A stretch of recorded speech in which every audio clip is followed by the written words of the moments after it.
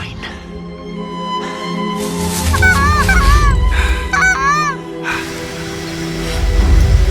Non, ne me tentez pas, Frodon. Alors, qu'est-ce que c'est, mon précieux?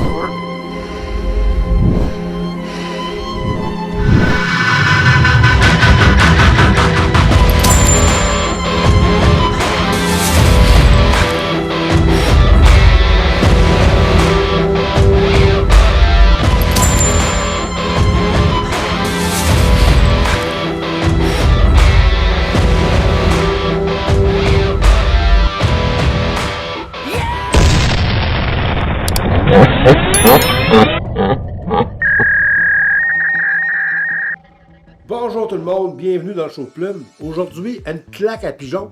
Pigeon qui arrive au Québec, en Amérique, 17e siècle avec les colons, les premiers colons, comme animal de compagnie au départ. Ça va se répandre évidemment dans les villes, dans les installations agricoles. I don't feel like I'm a little bit of a celebrity. I know I'm a lot of a celebrity. Jusqu'à nos jours. Donc, c'est pas un oiseau qu'on a peur de pouvoir éliminer là, à un moment donné. D'ailleurs, vous n'êtes pas obligé de porter de sort orange quand vous le chassez. Il n'y a pas de limite de prise ni de période pour le chasser. Sa chasse est permise toute l'année selon la réglementation québécoise. Donc, ceci étant dit, c'est souvent les producteurs agricoles qui nous téléphonent. Contrairement à ce qu'on fait d'habitude, c'est nous autres qui sollicitent beaucoup les producteurs pour avoir des permissions. Mais où étais-tu, là? Dans le jardin, encore. Mais tu passes tout ton temps dehors, ma parole. Là, souvent, c'est les agriculteurs qui nous appellent parce que les pigeons font leur nid dans des endroits proches des lampes, là, où ça peut prendre en feu, proches des portes, dans les mécanismes, ça peut s'enrayer. Et puis, je ne vous parle même pas des crottes là, qui peuvent partout sur les toits de tracteurs, sur les véhicules personnels, sur la machinerie, bref, sur les animaux. Moi, j'ai vu des endroits là, où les pigeons faisaient directement sur les vaches. Bon, c'était un moyen problème pour les agriculteurs, ils sont bien contents de nous voir arriver. Au niveau de la gastronomie, c'est peut-être moins intéressant un petit peu parce que ça mange des fosses à fumier 3/4 du temps. Donc, je ne dis pas que c'est pas comestible, là. Ça l'est sûrement. Il y a des endroits où ils vont plus dans les grains que dans la crotte. Mais moi, ça ne me met pas en appétit beaucoup. D'ailleurs, il y a un trappeur qui ramasse les pigeons pour le fin de son trappage piégeage, puis qui est bien content de les ramasser et de s'en servir. Donc, ça sert à quelque chose. Réglementation municipale. Vous allez le voir dans le court-métrage qui suit. Il y a des municipalités, c'est 1500 mètres, comme cette île. La grande région de Québec, c'est 150 mètres. Il y en a que c'est moins, il y en a que c'est plus. Ça varie d'une municipalité à l'autre. Mais je peux vous dire que c'est très, très rare qu'on respecte une zone de 150 mètres quand on va aux pigeons. La raison, c'est que on les intercepte dans les corridors de vol. Ils ont un dortoir de jour, un dortoir de nuit, puis une place pour s'alimenter. Quand on commence à taper dans le tas, bien, ils s'en vont d'une place à l'autre. Il faut se trouver un corridor de tir qui est sécuritaire. On va vérifier à chaque fois avec le propriétaire qu'on est bien en face d'un bâtiment où il n'y a pas d'animaux, où il n'y a pas d'êtres humains, où il n'y a pas de danger de bris. On respecte notre corridor de tir sécuritaire. Parce que, évidemment, pourquoi on vérifie si on a un corridor sécuritaire, c'est qu'il peut y avoir quelqu'un dans la bâtisse.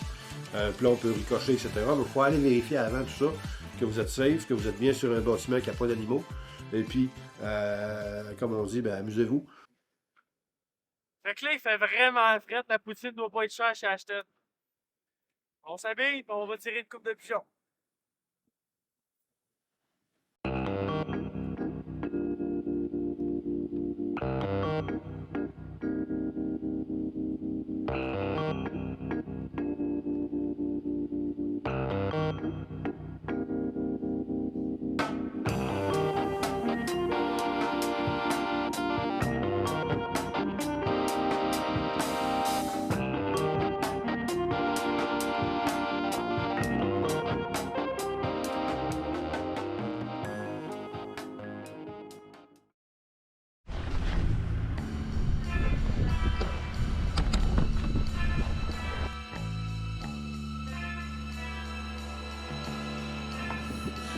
Prêt?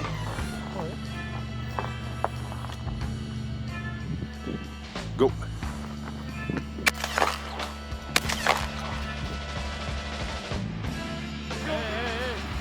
La blague!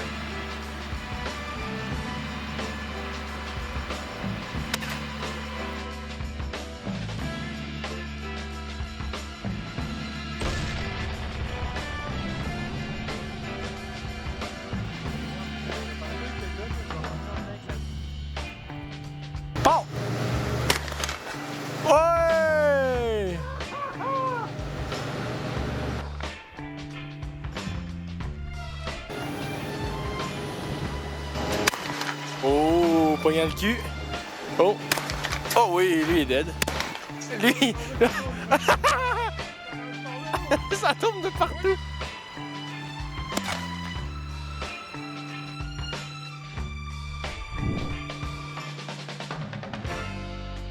C'est quand même plus le fun qu'on pourrait le penser. Plus fun. C'est un petit vendredi comme ça, il y a moyen d'avoir pas autant, mais quasiment autant de fun qu'au Canard.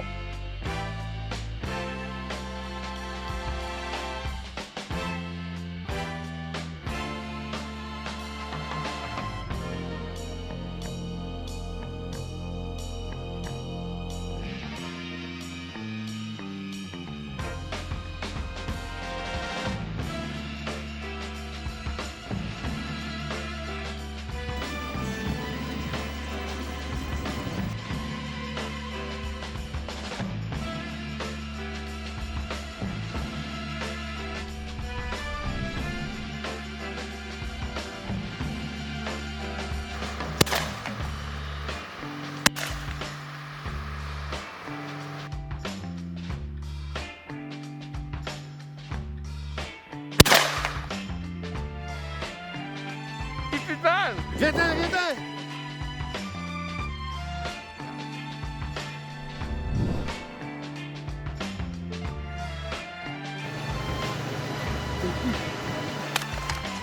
Oh, il y en a peut-être un. Bidon, bidon!